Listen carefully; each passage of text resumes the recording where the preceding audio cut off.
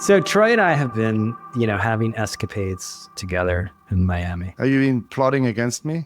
Is that why we have like No. seven guests today? Is this like auditions for my replacement? Don't be paranoid. Don't be paranoid. That's why Troy keeps going on Dylan's podcast. He's going to replace me with Dylan Byers. Alex is getting replaced first, for sure. I see.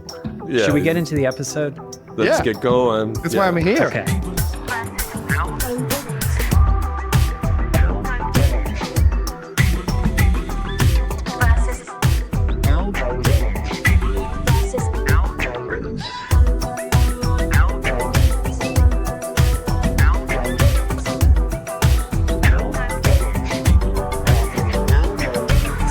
I think everyone knows who everyone else is, but we're going to be joined by two guests today. Anonymous Banker, who's another breakout. I think he's a breakout star. The recurring character of Anonymous Banker, I think it's a good one. We're still dialing in the voice modification because it grates on some people. So I just, this is it's still work in yeah, I mean, after a while, we've had some feedback. So it's still work in progress, everyone. We're trying to dial it in. All right, fine. I like it. And then Ana Andjelic, who is a tastemaker in my household, is going to be joining us. Little special family episode. We'll see how that goes. I hope it goes well. You want to remind the people who we are? Oh, well, I don't like this. But anyway, I'm Brian Morrissey, and I'm joined by Troy Young and Alex Schleifer. I don't like the intros. I've heard other podcasts that... and we do get guests. We do make the effort to get guests occasionally, but only if... they're solicited over dinner or something, like they're in our households, or they just agree to do it because they like us. Yeah. I like that. I like having the drop by. That's the approach we're taking. It was a little shocking, right? Anna's going to drop by, and we asked her last night, and she was enthusiastic about it over dinner. I'm just surprised that we're doing an episode on taste. I was surprised that you never thought of having her on earlier, because she spends a lot of time thinking about that. She does. That's her profession, but we keep her professional pursuits mostly separate. Anna's going to be joining us in 15 minutes, and Alex has a hard stop. As a way of taste, before you start, because you keep being reluctant about sharing our names at the beginning of each episode, do you think that's tasteless?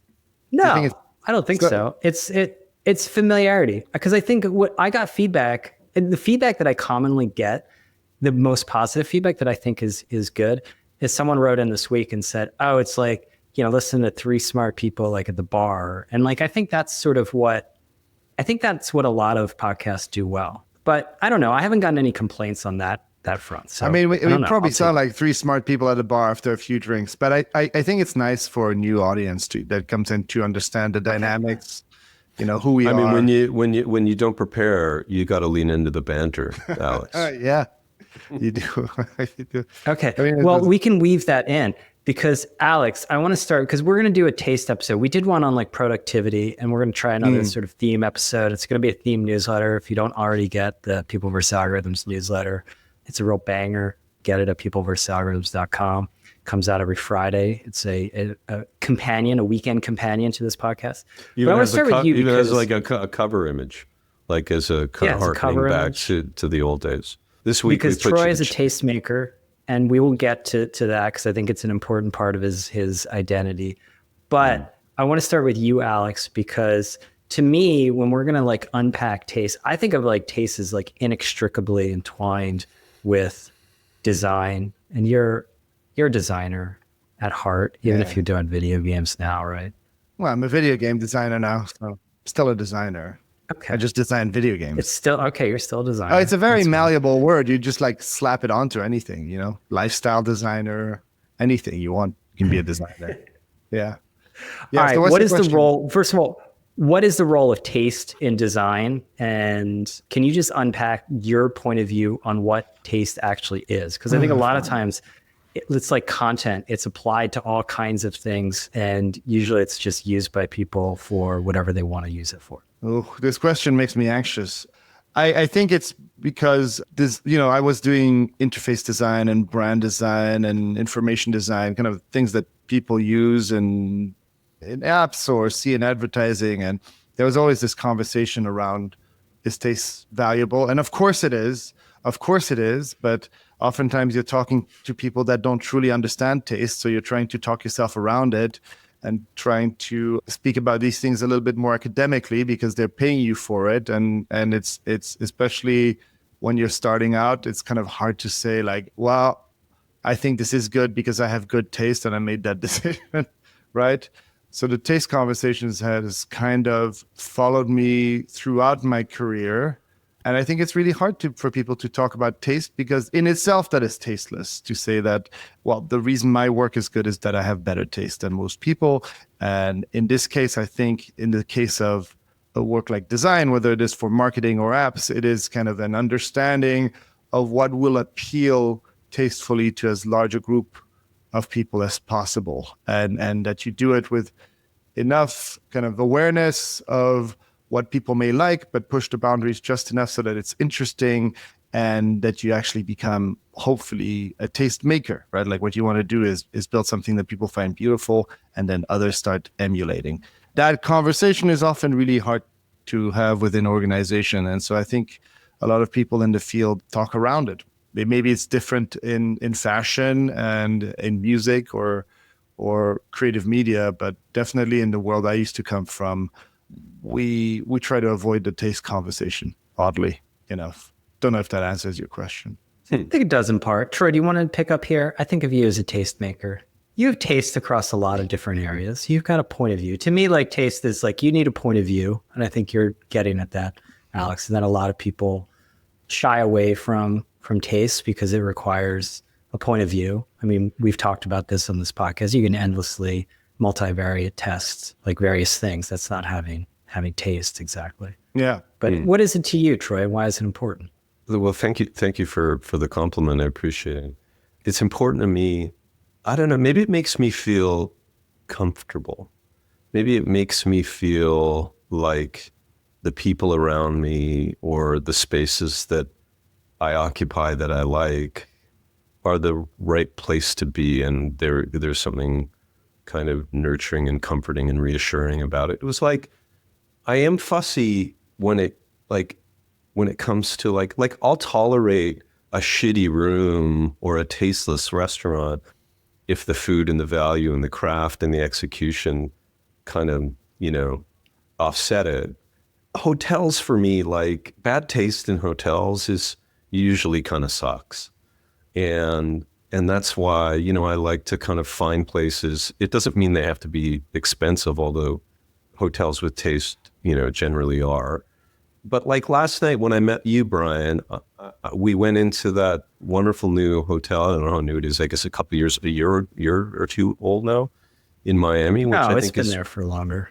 For probably one of the nicest hotels I've been to in a long time. It's the Four Seasons Surfside. And it's like an incredible place, right? Like it feels like it has history. It feels, even though, it's manufactured, it has like everything. Like it just feels kind of authentic. It feels like you're transported into another place. Like it's kind of dreamy that way. I don't know. To me, it shows like good taste has a sense of where it is. Like it feels like a kind of old fashioned Miami that you want to hang out in. Yeah. It's like got a 50s, 60s vibe. They got a Havana style bar. Yeah. Thomas Keller's the chef there. It's like, the flower arrangements at that hotel were beautiful and kind of, simple. And the whole thing, it smelled good. The staff was incredible. Like it's just a great hotel. It's interesting what you're saying because it actually, it reminds me that taste, because the taste conversation sometimes gets bogged down by personal tastes, which is one thing. But a lot of what you're talking about here is like decisions and execution, right? Like the execution that matches the decisions that were made to a point where the whole package comes together really well. Like it's likely that you wouldn't design your home or even your hotel like that Four Seasons hotel is. But there was a vision and it was well executed and it feels coherent. And so even when you're in it, there's lots of spaces that I visit or things that I see where I say, it's not my thing, but that vision is so clear and is so well executed that it becomes tasteful in its own way. Yeah. And, listen, and we forget about execution. Execution is such a big part of taste, like getting it right. Huge. And the foundation of taste has got to be some kind of empathy, right? Like you got to be able to feel what's right for people in the moment. You've got to make choices. It has to be underpinned by, craft. Hopefully that craft feels authentic. Yeah. But, it's just like a sense of proportion. Good taste always has sort of, I guess, a kind of cultural literacy, kind of knowing the right references or the history, or you get why like a vintage thing is cool or not. Usually it whispers. In Miami, it often yells. It avoids, being over the top. But, this conversation started because I was thinking about how you differentiate a business, right? And there's all the ways that you can differentiate a product, which might be price or might be quality or might be service or might be selection or might be, those little levers that you pull to try to create a moat or compete as a business. And taste is a really big one of them. And one of the reasons this came up is Brian said, well, come and meet me at the Standard, which is a hotel that's not on the kind of main Miami Beach strip. It's like on the Biscayne side. Is that the Biscayne Bay? Yeah. Yeah. And so literally, I went from a hotel that had what I would say is absolutely no vibe to like one that was like overflowing with vibe. The Standard has it. And, that hotel it was a shitty motel on the wrong side of the strip. And in 2004, I think is when it opened. Andre Balaz, who's made lots of cool spaces, he made one on Shelter Island at called the Sunset Beach Hotel, but gave the place kind of a vibe, and it still has it 20 years later, and people still want to be there. And so it's interesting to me that you can not have, the competitive ingredients that all of these hotels have on the Miami Beach side, but you can make a place that just is so much better. Yeah, and I think, this is where taste is, and it same applies in filmmaking or any type of media or anything like that, where like taste, which leads to art direction, which leads to a very cohesive vision, means that you can punch above your weight usually, and I think it's but it requires, I think, leadership with taste. And I think the two people I've worked for in my life were you and Brian Chesky from Airbnb. And I think the thing that made it work was that you both had taste. Even though you couldn't me execute the way I could, it allowed me to... What do you mean? You've seen Troy's designs. Yeah, I've seen them. I suck. Troy's got, just not to underplay it, I think Troy does have is one of the people that has some of the best taste and vision for what I think looks cool. Even in his advanced age, he's keeping up with it, which is That's good. Well, one of the things that I like about Miami, you guys, is it breaks the rules in lots of ways, which is a big part of taste, I think, which is taking something ugly and making it cool, right? Yeah. Like taking something from one context and juxtaposing it in one where it maybe doesn't fit, but knowing how to do it in a way that makes you wonder about it or reconsider it. Like those are people that are really good at it. But like Miami is ghastly in lots of ways, right? Horrific. The green, neon green Lambos and like butt implants and just like duck lips all over the place. And the public art in Miami is horrendous. Well, the design district is a shopping mall.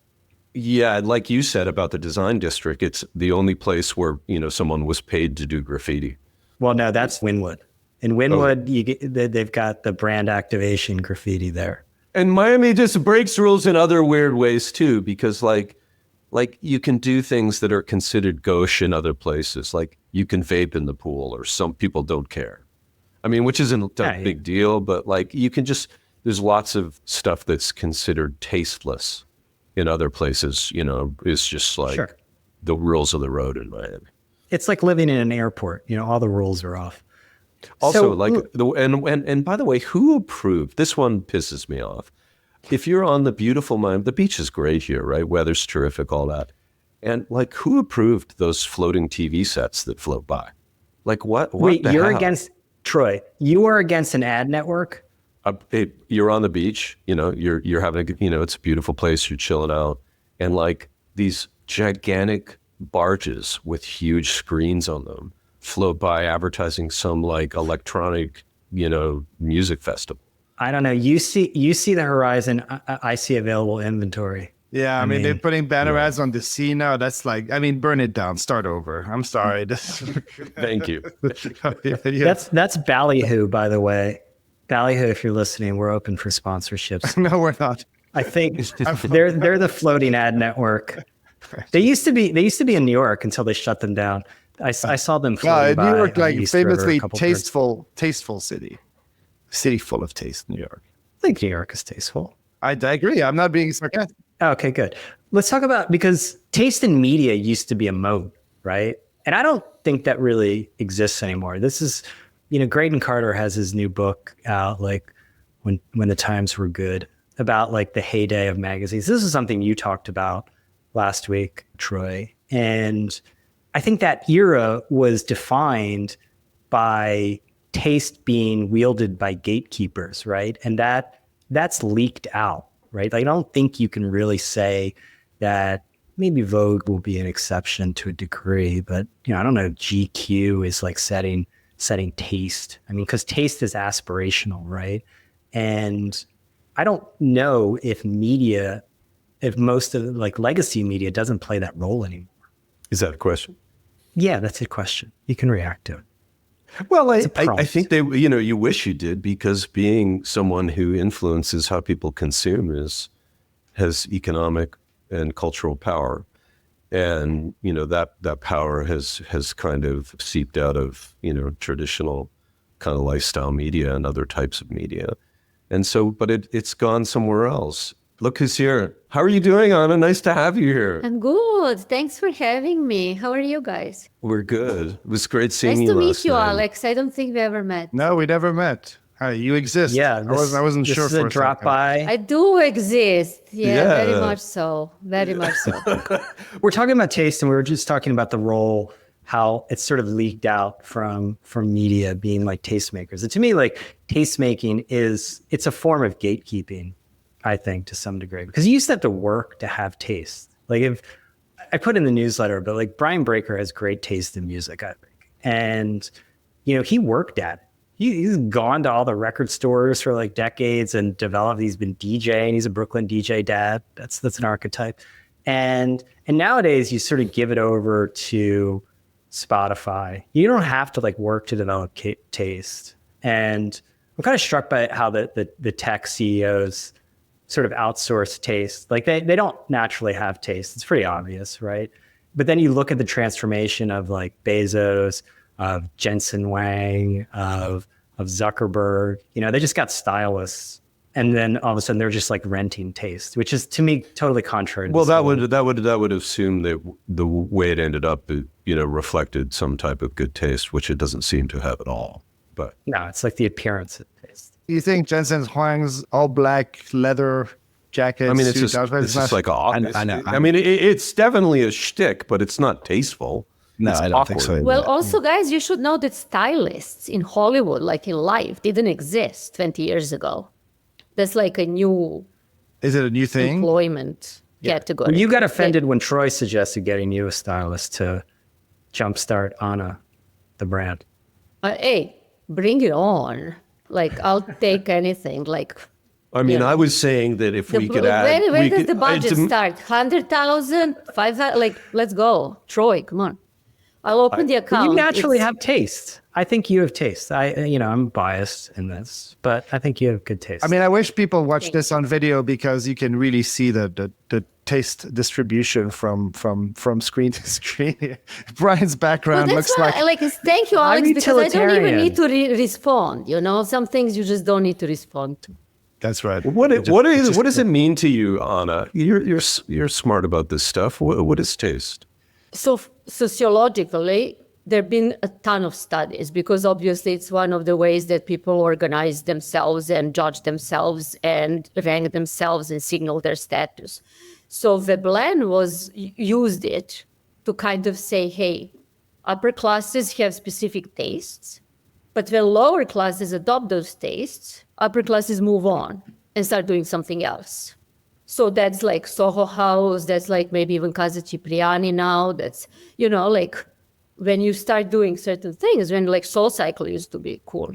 Like, I know it sounds improbable, but So that's kind of those behaviors that you always need to kind of keep going, and that's that class distinction. Now And I see then why there you is- got pissed off last night when I asked you if you knew what a Veblen good was. Because this is think it's- foundational. Well, not pissed off, I mean, but you were like, of course, right? Because I wanted you to be a Veblen good, right? So that you would increase your subscription prices. Yeah. It's about monetization. Troy's coming But at then this you from become a monetization. Geffen good, when your price is just, people are buying you just because you have a really high price, which is like basically Jay-Z's champagne and like the crazy stuff. Yeah. So anyway, without going, so that's like, let's talk about that because that's important for what Brian and what you guys talked about before. And then for Bourdieu, he was also talking about how taste is actually, you're born into that. It's something that's given. And that is actually the opposite of what I believe in and what other schools of sociology believe in, because if tomorrow I decide to become a coffee connoisseur and develop that taste, there's so many places to go. There are magazines, there are like blogs, there are like newsletters, there are videos. If I want to become a bourbon connoisseur, if I want to develop like Japanese anima style, I can. So that is the whole point, that with the internet, with these taste communities, anyone can develop taste. It's not something that's fixed and given, that's why I brought up those two sociologists, that in the 20th century, it was something like you're just born into that and you're stuck with it. And that's how you're like, oh, that's not quite our class, based on how, in Europe is still very much the case. If you go to London and hang out, or when you go to St. Moritz or so on, you know exactly how the knives are, arranged. You don't know how the forks are arranged, and you know how people behave. And based on those behaviors, they know what class you're in. But like in general, all of that can be learned. Yeah, but that's the democratization part that I think is like interesting, because, democratizing taste to me is, I mean, isn't that like sort of against the point of it? Like, Well, I mean, isn't that what you were kind of mentioning, Anna, that as soon as like a taste starts scaling, the class of like that defines themselves as tastemaker tries to move to something else, which is like taste rarely survives scale. Like once you start doing something mass market, it's really difficult to keep But yourself. you have in that mass taste, like Zara is a mass taste, fashion is a mass taste. iPhones. And that is, but the thing is, which I think is very interesting, that's what your examples of like Elon Musk having hair now, like that's kind of everyone can pay for taste, basically. But like when you say, hey, but I sort of think that bald is kind of beautiful. Definitely, Troy, definitely. Niche taste. For the audio listener, Troy just lifted his hat. So I do think that when you have like fashion Substack now, you have all those different new gatekeepers, and they have their own niche audiences. They're like maybe 100,000 or so on. And then you still have Vogue. Vogue is mass taste for someone. Like Zach Posen is fashion for someone. Right. Because he was a Project Runaway and so on. But actually, how do you want to define what are those tastemakers and groups are doing? Are they advancing a discipline? Are they advancing a market?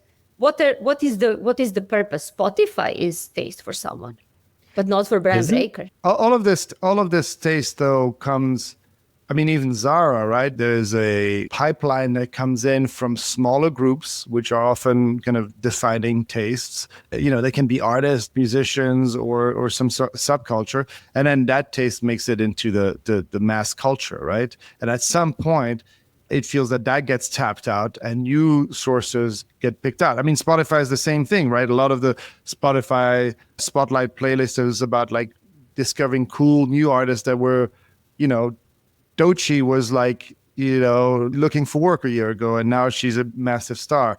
Isn't Zara also kind of like mining the taste of these subcultures popping up? Isn't it looking at like the wider society and saying, okay, this is cool now, we'll just mass produce it? Correct, but that's distribution. Right. So are they making taste, or are they just scaling taste? Scaling taste. Right. I'm interested in your point of view on the sort of European conception of taste versus the American. Because I think of America, I'll just posit it. I think we're a crass, vulgar people. We're commercializers. We're scalers. We like ad networks on the ocean. Like, this is just who we are, right? I don't think this is not happening in Italy. Well, you can also look at the positive side. You're pioneers, explorers, innovators. Yeah, no, that's a positive. Inventors. Everything is trade-offs.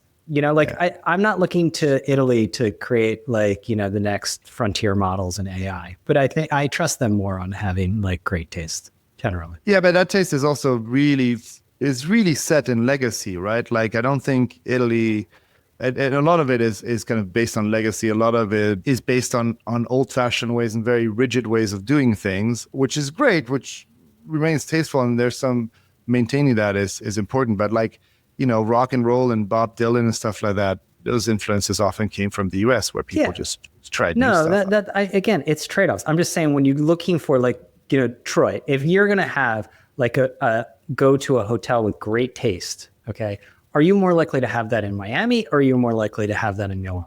It's not close. Oh, it actually definitely Miami. I think that you deserve that, Brian. You deserve that. No, I mean, I've been to really terrible hotels in Milan, and I think that actually there's a real kind of taste perversion in Italy, where it's like either it actually, maybe we shouldn't draw. I mean, because there's some things that Miami and Milan share, right? Like there's there's a tackiness to both of it on the kind of bad side, right? Like the peacocking. I mean, there's wonderful hotels in Miami. We were at one last night. That hotel we were at last night is better than any single hotel in Milan for sure. Well, you said you want to die there, right? I would like to die there. Yes, I wouldn't mind. I mean, I'm not saying a violent death, but if you were going to overdose anywhere, that would be not. Are we doing place. This is Troy's White Lotus exit is kind of the art here. But because there's so many more dimensions to taste that I think that Americans are good at. There's just the sort of fundamental layer of taste, but there's also the kind of American obsession with sophisticated execution, right, and service, that make the kind of American tasteful experience so wonderful. I don't know. I think that every society, I mean, even Canadians have taste, right? It's just different. Ana, what is you're a cultural critic. I do think there was a so-called Battle of Versailles in the 70s when American designers went to Paris, and that was Bill Blass. Back then, you won't know them. They were before Calvin Klein, Donna Karan even. So you would have those that sort of define the 70s. Jeffrey Bean, I think, was there. And basically they staged that in Versailles, and it was to raise money. And basically they came in, and it was unbelievably stodgy affair, fashion shows. Back there was classical music and so on, and Americans came, and they were it was Pat Cleveland, there were African Americans models, they were dancing, there was jazz, and they just killed it. And not just with the looks, but the entire format. And they really upset that luxury fashion setting. But then he also when you look at Apple and design of computers, that is another thing. And so kind of I do believe in that innovation in taste that comes from here. I don't agree with Troy in terms of service, because when you go to a lot of American luxury hotels, it's so overwrought. It's not natural. When you go to Japan, for example, it's omotenashi, one step ahead. It feels very flowing and natural. And here someone tells you 55 times good morning, and knocks on your door and enters. Would you like some water? Breaking and entering, and do you need chocolate? And it's kind of all over you, I agree. And you're totally right. Go away, There's no right. subtlety. Right. There's no subtlety. We used to do this event at my last job at a resort. We went to a lot of resorts. I spent a lot of time at resorts just for a professional reason. And it was in Deer Valley, and the staff, when you would walk by them in the hallway, they would pin themselves to the wall. It was a wide corridor. And I was just this is a little bit much. I don't need that. But I also think that in Milan, you have, when you go to Como, those hotels are amazing. Now Mandarin Oriental, And then even like the attention to detail is much higher. Armani Hotel, like Principe di Savo, you mentioned last night that you're very interested in the escort scene at Casa Cipriani on Friday night. So when that's the case, like Principe, just who mentioned that? Was that me or Troy, or is that Alex? Oh, true. Alex? I was not involved in this. I would like, for the record, I was not I involved might in have this mentioned it as an observer. I noticed at the Four Seasons Uptown, the new Four Seasons bar in Manhattan. It was not as a consumer. I don't remember it mentioned. And also, the fashion examples maybe, I mean, different countries have primacy in different industries, and American fashion isn't really, obviously nearly as well developed. If that's the lens you're using, I think. Don't forget Ralph. Respect to Ralph. Well, hold on. But at the same time, Troy, like, European tourists are some of the worst dressed people in the world. I can say that as a European. I mean, see tourists abroad. Trash. No, you haven't been in Milan or Paris. Why do you have Parisian style, Parisian chic, the entire genre?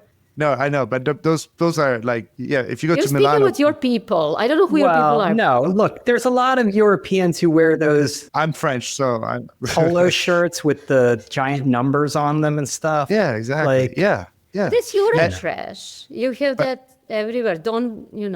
But no, Don't I am judging, because I think if you look at, there's definitely the population of, you walk into any city, you walk into New York and you think, America is full of great taste. I think every country has something that another country will find offensive, including kind of like the broad European fashion when they travel. Like, I think, Yeah, but what's the point? What's your point? Well, my point is that, like, I don't think we can casually like talk about one country having more taste than another. I think there are exports of taste that each of these countries can do really well. France, Italy, even America. But I think like culture itself, like, taste is kind of a mishmash. Right, but I think that certain countries made a brand out of themselves thanks to it. Sure. Like France makes money out of it. Of their luxury industry, of their Provence, of their wines, of their perfumes, of their luxury brands, of their museums. Like that's their brands based on their taste. Italy, the same. They haven't created anything new in like 100 years. Mussolini, but it's an industry rather than like a broad cultural behavior. Oh my God! The global export. I want you on every week, Ana. We're going to build that brand. I'll get you a stylist. Well, listen, but I'm wondering, Ana, because this podcast occasionally likes to veer into service territory. What helpful tips would we offer the audience around how to be more tasteful, how to think about taste with more, I don't know, sophistication maybe, or like what advice would you give me about taste? I'm looking for it. In terms of service? Well, no, I meant when I said service, I mean service in the context of service journalism. Like we want to help people live a more tasteful life. Is this something you can do intentionally? Like, can you learn to have taste? That's what I wanted to say. But like, I want to really pay respect to American designers who were at Battle of Versailles. And I know that your audience doesn't care. But if that goes, I'm segueing into the next answer is like, what are you really interested in and passionate about? Troy, what would you like to learn more of? Because everything you want to develop a taste in, I have a taste for, is an expression.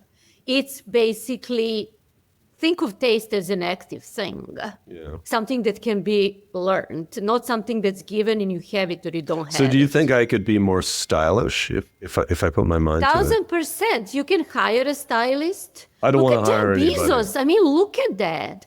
He's like cover of Vanity Fair, shot by Anne Leibovitz. Have you seen him? Does he have taste? No, I don't. Are we saying that's tasteful? But like that's what I'm saying. You can hire a stylist, but you can also learn about style. Read Fashion Substack. Lauren Sanchez, she tasteful. Everybody in Silicon Valley right now is a stylist, I can tell you. Absolutely. Everyone. They all go to Brunello Cucinelli's, like Nonna is making them, like meatballs, Solomeo, like they're all into like that. So that's kind of, it's not that that's a shortcut to taste, but if you're really interested in that, Troy, you go Fashion Substack, you click on affiliate links, and then you slowly go, whatever your recommendations I'm kind of more interested in, I'm waking up to this morning, right? And I'm a little low on clothing because it's the end of a trip. But, I make decisions in my closet or to add things to my closet, and I'm just wondering if you would maybe have anything for me to think about when I'm making those decisions. If you have nothing to wear in your hotel room, Yeah. that's pretty much the end. No, the end of your. I can't like deliver anything. Yeah, for but he's not like, going to be I there don't know. forever. you see, because right. men of my, I mean, I'll just finish this up. Men of my vintage typically just kind of veer towards uniform dressing.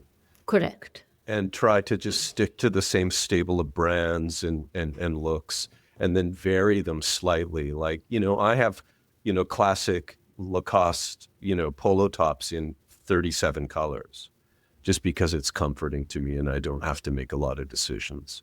Yeah. Is that okay? I'm not sure that I understand your question. We went from you having a lot of dirty laundry to having, so at the end of your trip. So Have you listened to this men, like, honestly, I'll just go back. A lot of men behave like you. Banana Republic built their entire, American companies build their entire business on the fact that men don't want to make decisions. They buy one pair of chinos when they're 22, and they buy, the next time they buy, they're buried at 92. You know what I mean? They buy the same chinos. over and over and over again. And American retail business is created like that. So you know what I mean? That's kind of, you're an archetype of that sort of behavior. So if you want to sort of evolve your taste, then I have the same recommendation as before. Having 37 Lacoste is amazing. That really takes decision-making out of your day. And, which is more important, it creates a brand for you. Repeatability and uniform is like, oh, I know how Troy is going to look like. It's Steve Jobs' black turtleneck and so on. So you project a specific image. So what do you want? You want to have a different image? I think I'll stick to this one for now, just because it's... Cool. So what's your question then?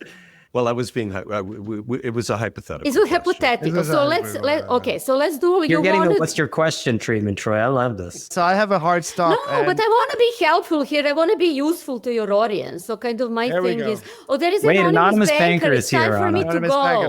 That's what I was okay. Ana, thank you for taking the time. Maybe I can give. Hey, Troy, can I give a tip to anonymous banker? 100%. You know what he What do you think about banker fashion? Well, he has 30 of those blue Oxford button downs. That's not a brand, Troy. That's something different. No, but I do want to just wrap up and leave you on a, if you really wanted to explore, you can say, hey, Ana, tell me which podcast to listen to, tell me which newsletters to read, tell me which stores to go to. And you start from there because I can tell, read a Continuous Lean, for example, read Sprezza, go to those Instagram accounts, see what you like. You like more of that, algorithm is going to take care of the rest.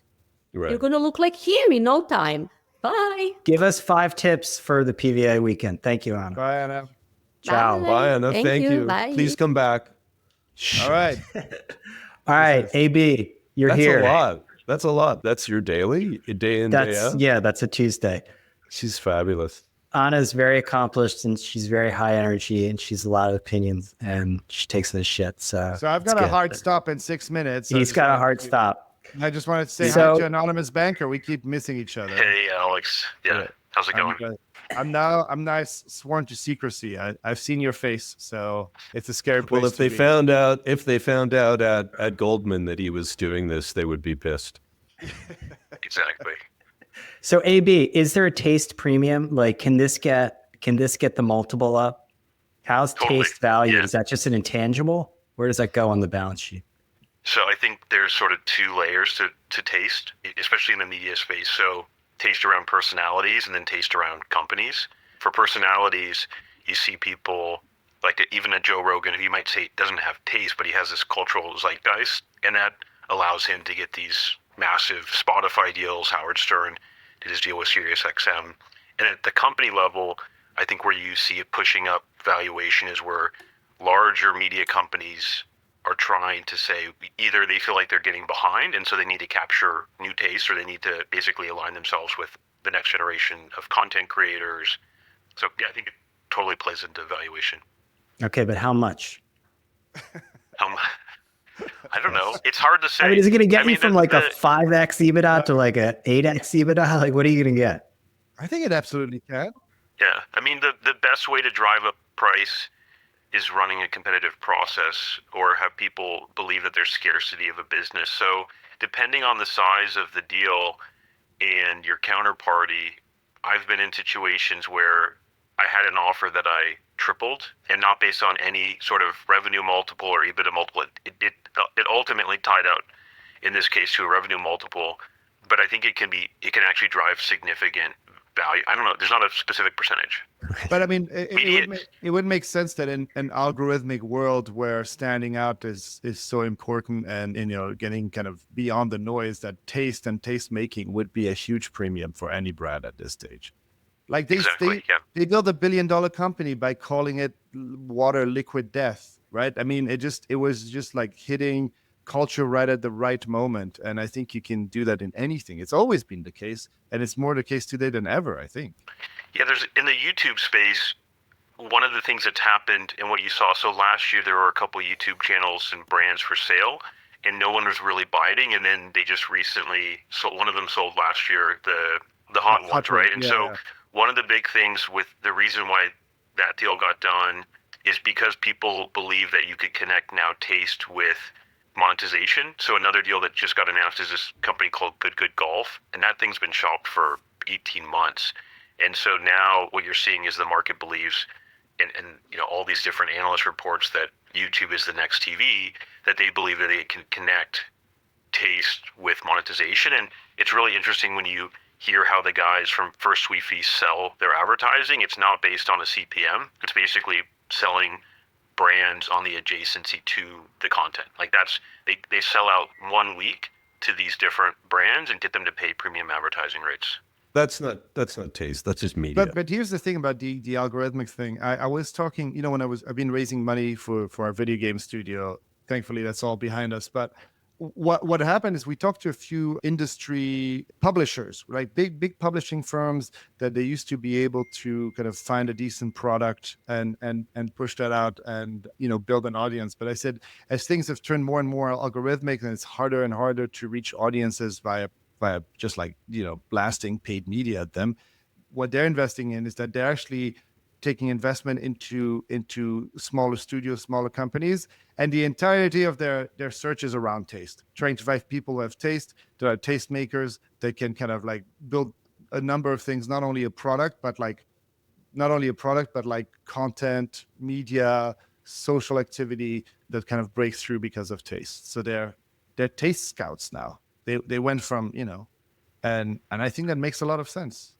Here's where it applies. So in the First We Feast, I agree with Troy's point that it's a packaging example that I gave, but the reason why taste drove value at Hot Ones is that they were very thoughtful, and how they put the content together, how they get the actors or whomever, the celebrities they have into the studio, get them comfortable with the content.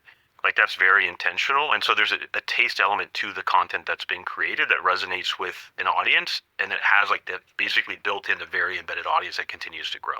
And so you can leverage good taste, being intentional about content creation to then sell, because the brands, CMOs, want to be aligned with good content, right? So I agree with Troy's point, but it's a little bit different in that there's a bunch of cooking shows online that haven't been able to tap through as much as the Hot Ones. Yeah.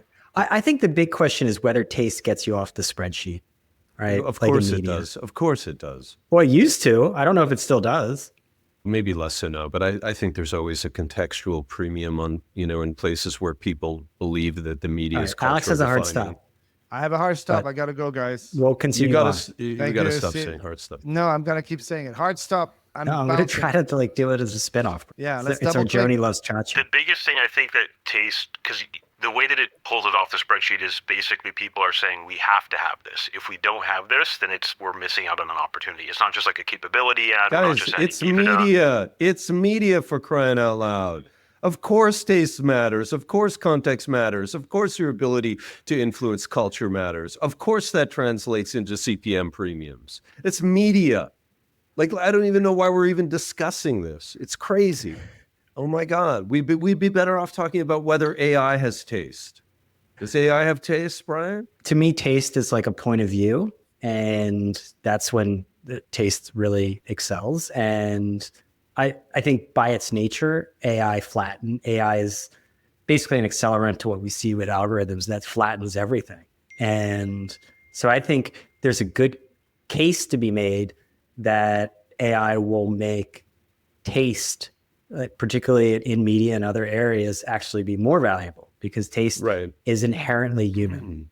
But let's break it down into the pro and con, right? So could you create a tasteful AI bot? Can AI automate the things that are part of taste making? Well, is taste making pattern recognition? Yes. Can AI do it? Yes. Is it understanding references and bringing those in? Yes. Can AI do that? Very well. Can it curate based on a rule set? Sure. Could it therefore do playlists and interiors and maybe fashion selection based on those rules? Would that be in 90% of people's minds the equivalent of taste? For sure. Does that mean knowing your preferences? Probably, because they're, going to customize to what it believes about you, and you might find that tasteful. On the other side, the more exquisite part of taste, which is emotional resonance and sensitivity to culture and time and knowing when to break rules and instinct, right? And that sort of sixth sense that, when people that are super tasteful, they have that sense of things and when to break the rules and surprise and all that. Like this idea of taking something ugly and making it cool, like AI will never do that well. So I think that actually for a lot of the world, AI could be a taste companion, but at the top end of the pyramid, it doesn't have the sensory capability, the history, the memory that gives great tastemakers their, sort of effervescent or elusive quality. That would be my take. But I mean, that's the thing. It's like most people don't want the taste. It's just like it's good enough. It's the simulation of taste is fine. But if you're going to, I don't know, if I was going to like Tokyo, I would trust like Colin Nagy. Like he's like a taste guy. He's like a Japan guy. Like I go for his like recommendations because I know his taste, and it's not going to be the same thing that AI would give me. I mean, AI is just going to be the average at the end of the day. Brian, I had this funny conversation this morning with a guy that owns a hotel. And he said, there's this guy, he's like, some things that are considered sort of tasteful, and I'm going to deliberately confuse this with like stuff that is memorable or quirky or, just like surprising. He's like, when you operationalize it in a hotel, it loses its taste kind of appeal, right? So he was saying that inside of their hotel, there was this quirky guy that always walked around and took the coffee orders, just walked around the hotel and became a character in the hotel. And it probably didn't pencil out as as a good investment, but like, it was like it was just part of the vibe. And he's like, you can't just make that as a role inside of all of our hotels. And so it does kind of speak to like, the humanness of it. And when, the challenge with like hotels are a great lens for this, like the challenge of scaling taste and why you have to really admire companies that are able to do it, like to kind of add surprise and taste in ways that are not cheesy or feel manufactured across a big chain. And that's why that hotel last night was so impressive to me, because, I've been in lots of shitty Four Seasons, but like this one is special.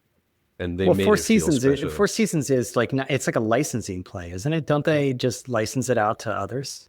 Yeah, but I think there's a taste book, obviously, and a playbook that goes along with it. So, but yeah. That's the thing. It's like when you try to scale, Alex said it, like when you try to scale these kinds of things, they inevitably get diluted. Like at the end of the day, and that was my point about Americans not really having, taste as a strong suit, is we're hyperscalers. We blitz scale.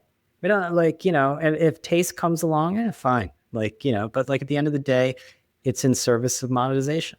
Am I right, AB? I mean, we're about monetization here. Yeah, I mean, I think if some of these media companies, and as I mentioned, some of these names, some of these people have been canceled, but I would make the argument that a traditional media company that had scale, there are people like a Les Moonves or a Barry Diller at Paramount or a Sheila Nevins at HBO Docs. Like they really drove, their taste drove a significant increase in value because they were picking the content. They knew what resonated with viewers. I think what's happening, there's a really good Substack post about this guy talking about the evolution of sort of taste at Netflix and how when you combine it with the algorithm and viewership metrics, it's sort of getting diluted in the sense that all these shows have the same sort of look and feel. Like they feel like movies, but they have these like ways of getting you hooked to keep watching. And so it's like a delusion or a perversion where when everyone's looking at the metrics, taste is sort of going out the window to just get people to basically become like hyper consumers of content. So I think that there was a role to play because like Brian Roberts at Comcast, he doesn't have any taste, right? It's a telephone or it's a cable business with a bunch of content there, but no one would argue that he's greenlighting shows and things like that. I think the media executives of the past had a lot of say and drove a lot of value creation through having taste, but I think that's changing. Yeah, I mean, look at HBO, like Richard Plepler era, like HBO versus what is it, the Pimple Popper? That's a show. I mean, you got to pick a lane. And like ultimately, we pick the lane of scaling and monetization, and that's fine, but you're going to lose something along the way. Yeah, I think that's taste. I think where AI plays its role in this taste world is it allows you to action on it. So in your example of Japan, it will just rely on some of these tastemakers, or say you want to update your wardrobe. AI should be the sort of the layer that's telling you, hey, you follow these 5 people on Instagram, and you want to wear this. Here's what fits with you, and here's how you can buy it. That makes monetizing having great taste really difficult. I mean, we got to it's like Chris Black. He's a good example of someone who, how would you describe Chris Black? I mean, he does all kinds of things. Like he's like a tastemaker guy. He'll be DJing. He's a male influencer, DJ, podcaster guy, journalist. Yeah, he's at fashion shows. He's at all kinds of things, like, right? But how he would be an interesting guest because how he monetizes taste, I think, is pretty interesting, when I can tell. I mean, his desire is to make more content to try to monetize. Like what's interesting is he wants to move kind of into the traditional media realm. That's like one of his goals, is to move back into the traditional media realm with a show to monetize it more. He has a big audience, or not an audience that's highly engaged around a specific group of men. But right. What's interesting is, as he thinks about building future value, it's actually going backwards, not forwards, in terms of content. Why do you that would be good to have him on to talk about this? Why would that be? I mean, because to me, it's like the way the world is now in digital media, it's like, it's all algorithmic. It's, we talk about it on the show all the time, and it inevitably, Kyle Chayko was on here, it flattens everything. And so you might want to just go back to traditional media, because there you can actually optimize to your taste versus here where you're pattern matching. There's much better Substack writers than some of these Fox or CNN or MSNBC news hosts. That some of these people on MSNBC are making $5, $10, $15 million a year, and what they're saying on a daily basis doesn't make any. They're just reading off a script or just kind of going off on their own thoughts. Whereas people, like, I think there's a ceiling on how much money you can make on Substack, and so most of those people are like, audio is one of the best channels to make a lot of money because the traditional media companies are still writing pretty large checks because they have the depth of advertisers to be able to push premium CPMs. You just saw the world. It could change, but for now, that's sort of how you have to navigate. All right. Do you want to do good product, Troy, or do you have closing thoughts? Do you have a sermon? I don't really have a sermon. I mean, I think that the Chris example is just another one where someone who's considered to have great taste is someone whose recommendations move the needle in commercial settings, and therefore their premium is justified. I mean, it's just, to me, it's like the difference between franchise media that has incredible kind of, an elusive cultural power and stuff that sits in the middle where you have to work really hard to kind of, make a media business work, versus the far end, which is just, monetization, where you're taking commodity impressions and turning them into money. So yeah, in media, the game will always be to turn taste into premiums, I think, particularly. Yeah. And I think that taste exists on different strata, right? Like there's taste in economics, there's taste in politics, there's taste in fashion, there's taste in travel. There's taste in all those places. It generally is the sort of thing that differentiates someone who, is seen as having weight from a, kind of cultural perspective or economic perspective. So I'm glad we did this, and it happened to nicely coincide with my visit to Miami, which is let's get into good products. I think he has some books for us, not fruits. I think we should revisit Preppy Handbook, and Anonymous Banker probably has a couple of copies of it. I noticed, by the way, that it's $119 on eBay. It's out of print. Really? Because we have a copy at home. I hope Ana didn't pay $120 for that. Well, and then there's also, the funny thing about Miami is it doesn't feel like the most kind of literate city. It's an understatement. Jillian and I had to travel 10 miles by bike to find a bookstore. And there isn't a bookstore. Like, you ask the people at the hotel, is there a bookstore around? And they point out like a Taschen bookstore. These are there's a books. Taschen. That's the only thing in South. These are picture books for grown-ups. These are not books, right? So anyway, I went to the bookstore and I bought that book Miami by Joan Didion, and I got to read that in the last couple of days. That was fun. It's fun to try to understand what made this city into the city it is. And in particular, the Cuban influence on the city was really fascinating to me. And they were, an incredibly idealistic crowd, the exiles in Miami, and also seemingly quite violent. It's a great mixture. Yeah. But last night was fun, and that hotel is a good product for sure. If you could bring yourself to spend the exorbitant amount that they charge, I think you would enjoy it. You're welcome, Troy. It was on me. Yeah, you paid last night. That's also a nice product. Yeah. AB, if you come to Miami, I'll buy you a fancy meal. Sounds good. Thanks, guys. That's it for this episode of People versus Algorithms, where each week we uncover patterns shaping media, culture, and technology. Big thanks, as always, to our producer, Vanya Arsenov.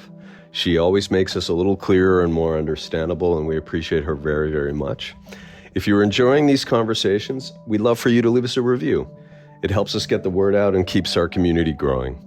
Remember, you can find People vs. Algorithms on Apple Podcasts, on Spotify, and now on YouTube. Thanks for listening, and we'll see you again next week. All right, that's it. We're going to wrap it up. Thank you. This was a good special episode. And we'll keep bringing people on for Drop-Bys. It'll be good. All right, thanks.